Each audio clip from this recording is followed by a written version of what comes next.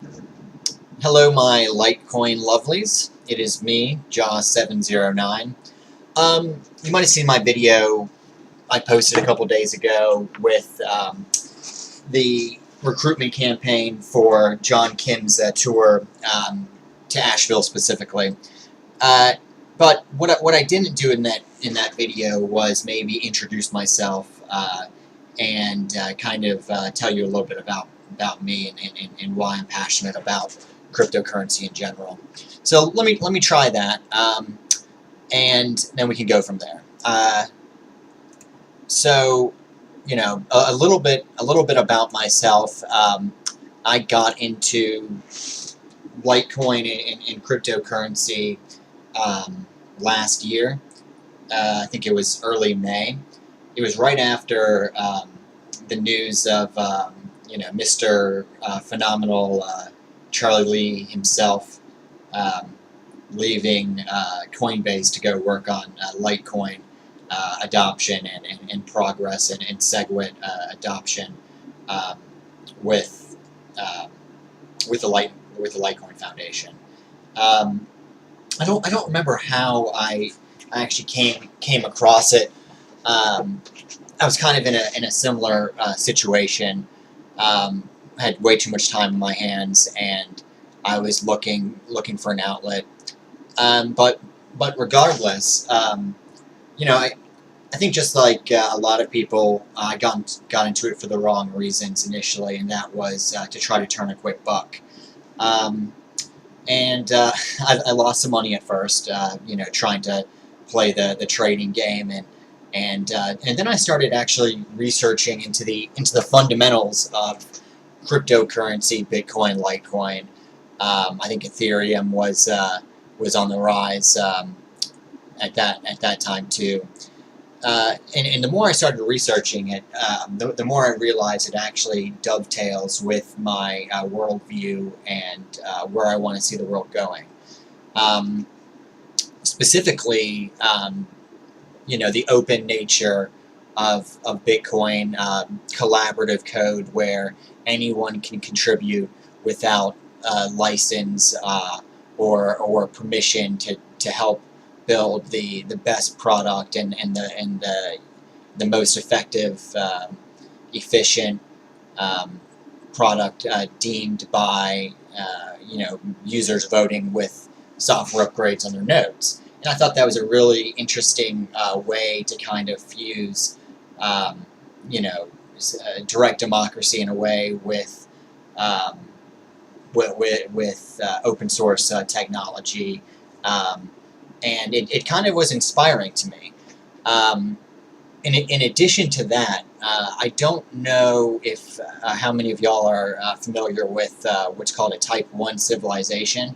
And I'm going to do my best. I'm probably going to butcher it, but I can post the synopsis by Michio Kaku in the description. But basically, from what I understand, the Type 1 civilization being is pretty much a united Earth. It's also called a planetary civilization that reaches as much of an integration, you know, mutual assimilation, I guess you could call it, as possible, and that's across all realms. You know, music. So there would be one world or one planetary kind of idea of music. Not to say there won't be competing ideals within it, but we're someone to say what music defines Earth, just as you might say what music you know, defines the South. I think you might, you know, most people would probably say country music or Southern rock or something like that. So it's kind of a one unified identity for Earth. And so that's one avenue is music, but it's culture. It's you know, one of the more important aspects is economy. So what does so I told you I was going to butcher it, but so what does Bitcoin and Litecoin offer this type of worldview? Well, it helps unite the world through what Andreas Antonopoulos would call an open, neutral, decentralized, borderless, and censorship-resistant currency. all of those factors that you need to help kind of dig tunnels under the regulations and physical walls of different countries. You have people coming together, sharing ideas, sharing a single purpose to create an economic tool that can be distributed worldwide, right? So that's not only appealing to me, but that just makes logical sense as human progression. So decentralized, also probably one of the, actually probably the top pillar, right? So decentralization entails all these users are running independent nodes. It's not going to be controlled by one or a few larger parties. I know there was some discussion and debate regarding a hard fork, whether or not it was going to be the miners that were going to decide the fate of Bitcoin, or was it going to be the user?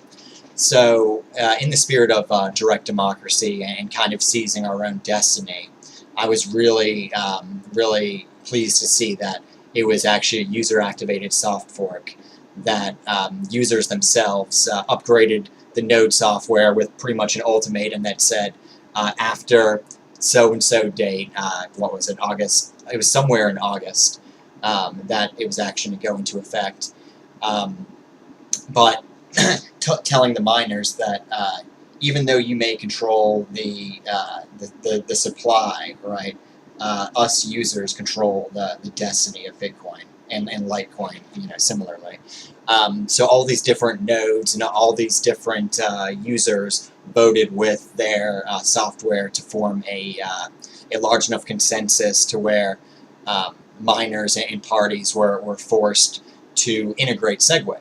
And SegWit is its own utility with efficiency of block size, interoperability on the Lightning Network to be able to swap with Bitcoin and other SegWit activated coins.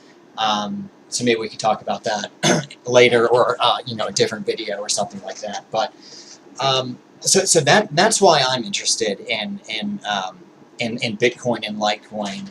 So today, on days like this, especially with they say blood in the streets and just coin market cap carnage all over the place, it's really important to remember why that Bitcoin matters. So keep that in mind while you're obsessively refreshing CoinMarketCap or going to your Coinbase app or whatever application you use. Keep that in mind. So let's see.